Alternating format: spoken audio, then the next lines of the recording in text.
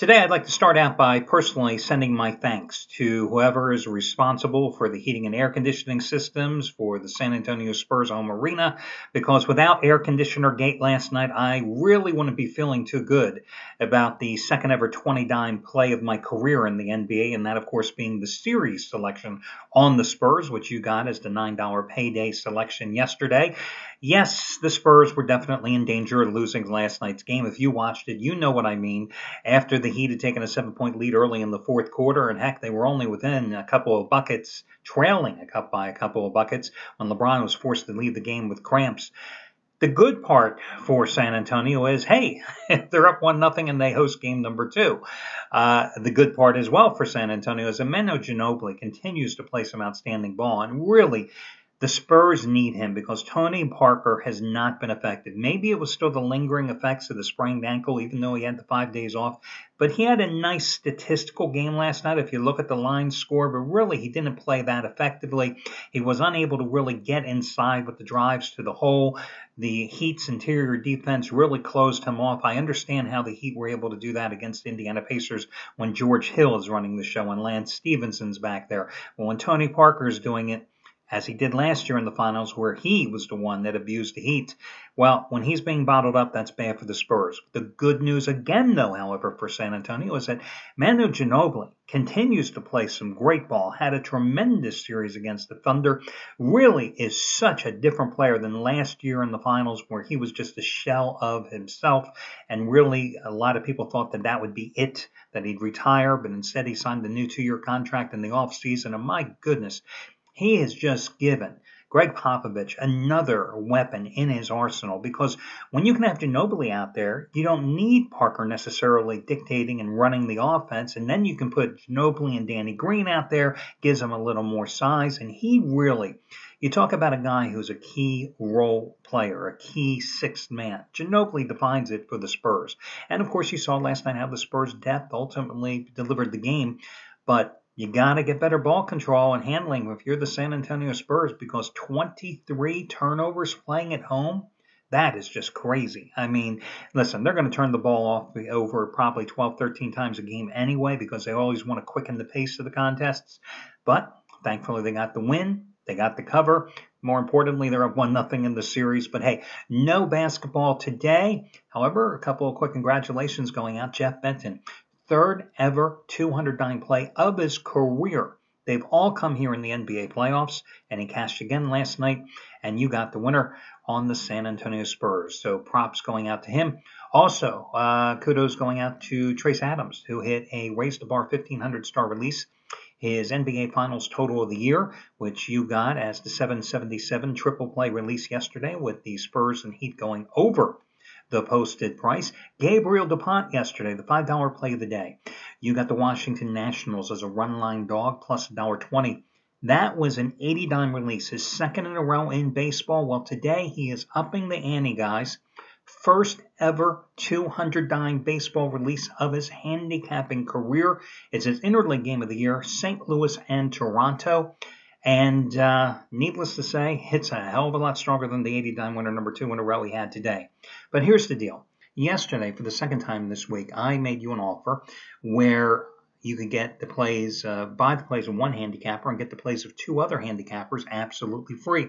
And I did it because I saw that a couple of the handicappers had monster plays, specifically Jeff Benton, who won, Anthony Redd, who had a big 75-dime play on the over last night, who won, and Scott Delaney, who unfortunately lost. But I did it because I saw 3 guys that had big plays, and I see the same scenario again. So what the hell? Let me do it again.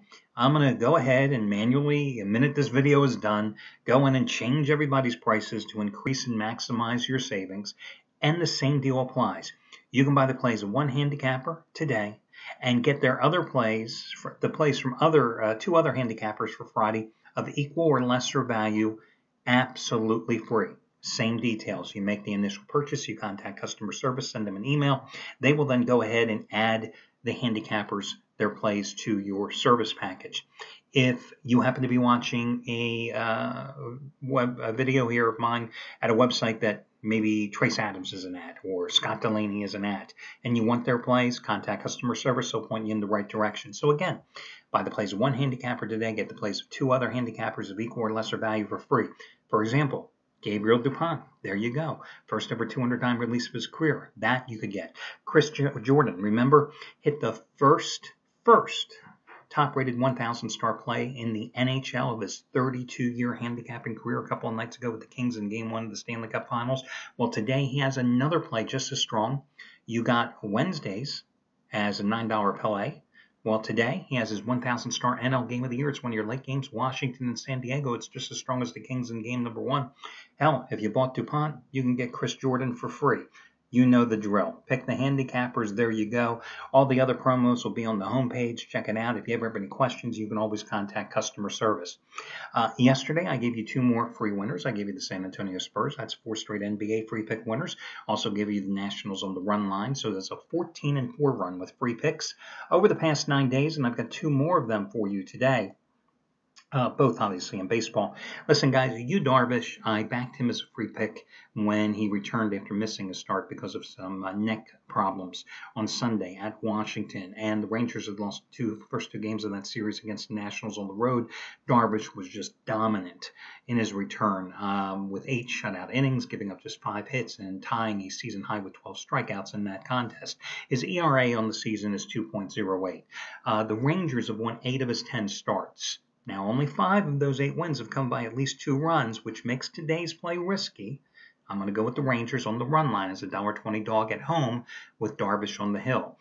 His last 5 starts, guys, even including that little respite he had after missing a start, okay? His last 5 starts, he's won 4 of them.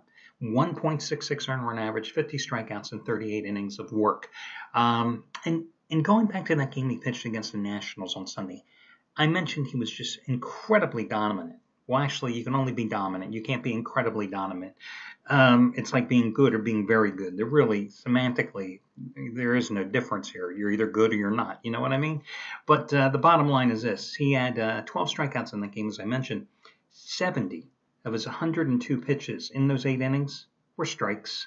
Now, he's got a 2.06 earned run average and 5 home starts this season. The Indians, of course, are coming off that 6-game homestand, which they swept the Rockies, swept the Red Sox. But remember, this is the same Indians team that prior to winning 6 straight at home had lost 4 in a row on the road. And in those 4 losses, it only scored 7 runs. In fact, the Indians on the road are 9-19. That certainly pales to their home record, which I think is now 20-9 on the season, I believe. So, anyway, I'm going to go with the Rangers on the run line. That's your first free selection. Your other free pick, I'm going to go with the Giants, who are back at home. They're minus $1.45 against the Mets tonight. Matt Cain, returning from the disabled list for the 2nd time this season, had to go back on it May 21st when he left to start at Colorado because of a strained hamstring. Listen, the Giants are 6-1 in their last 7 at home. They won 18 of their last 25 at AT&T Park. They're on a 28-11 overall roll. They're just playing such good ball right now. I mean, they just took a tough Midwest road trip against St. Louis and Cincinnati and won 5 of those 7 games. The Mets, meanwhile, they looked like they had turned things around. They took 4 out of 5 against slumping Philadelphia on the road. They had won 6 out of 7 coming out of that Philly series when they went to Wrigley Field on Tuesday. What happened?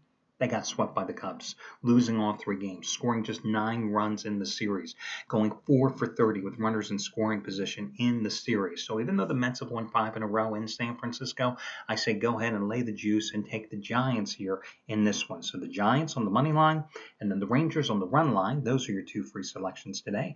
And I wish you best of luck, guys, and I will catch you again on Saturday morning when we do this one more time.